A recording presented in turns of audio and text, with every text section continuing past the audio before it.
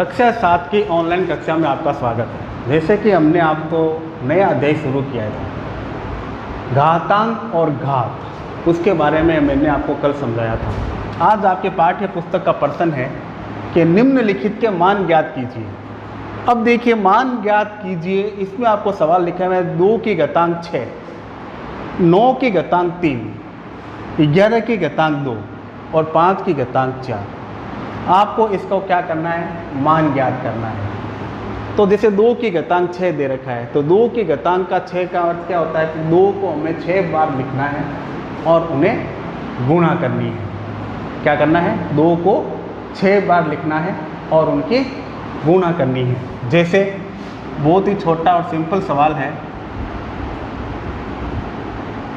2 की घातांक 6। अब 2 की घातांक 6 को हम कैसे लिखेंगे, 2 को 6 बार लिखना है। 2 into 2 into 2 into 2 into 2 into 2,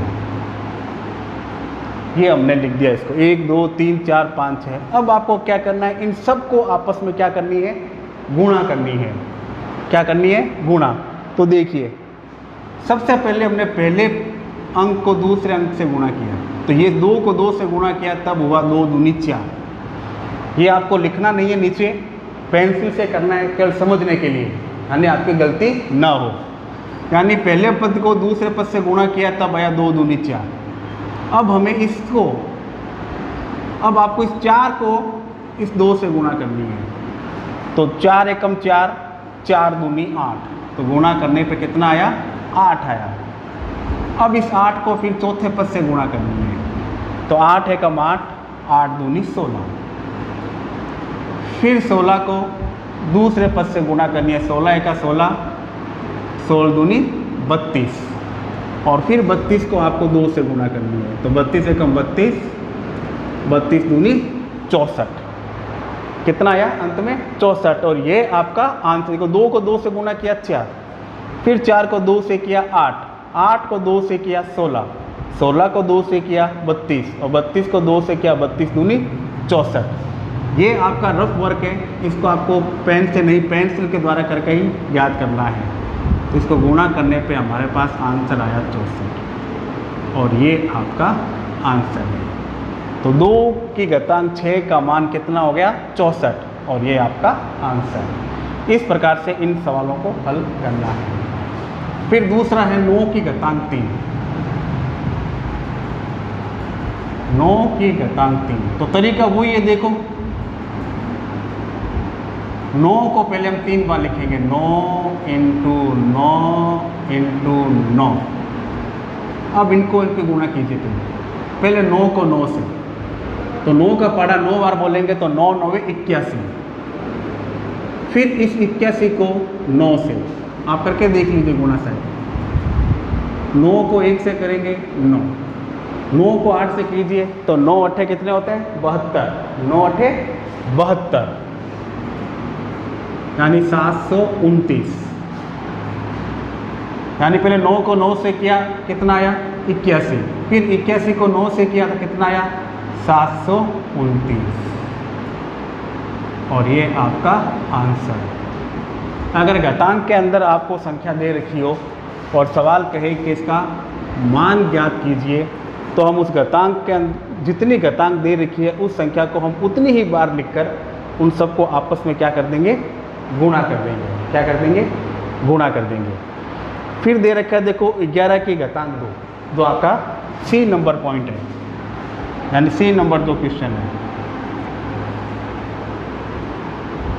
11 की घातांक 2,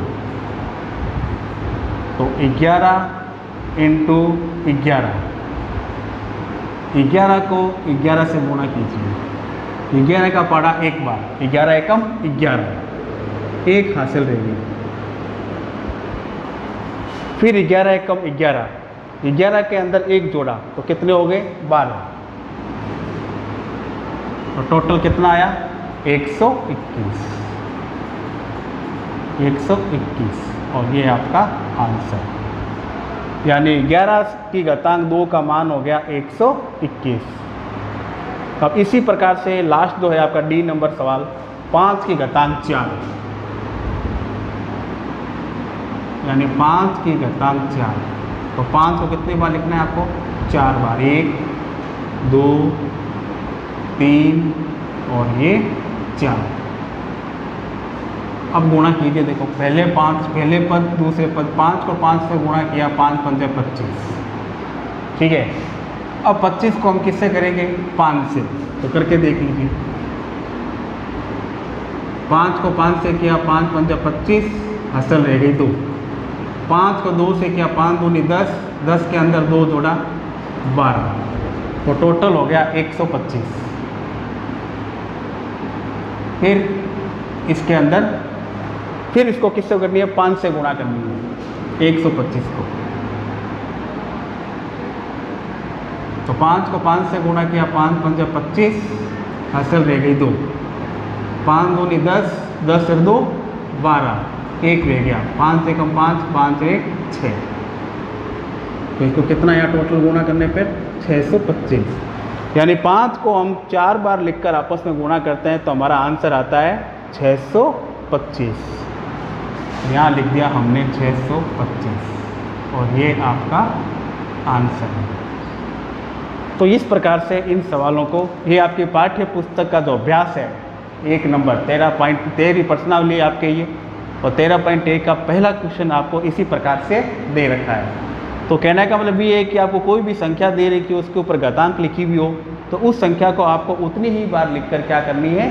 गुणा करनी है।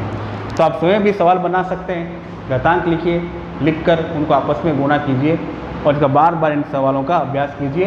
धन्यवाद।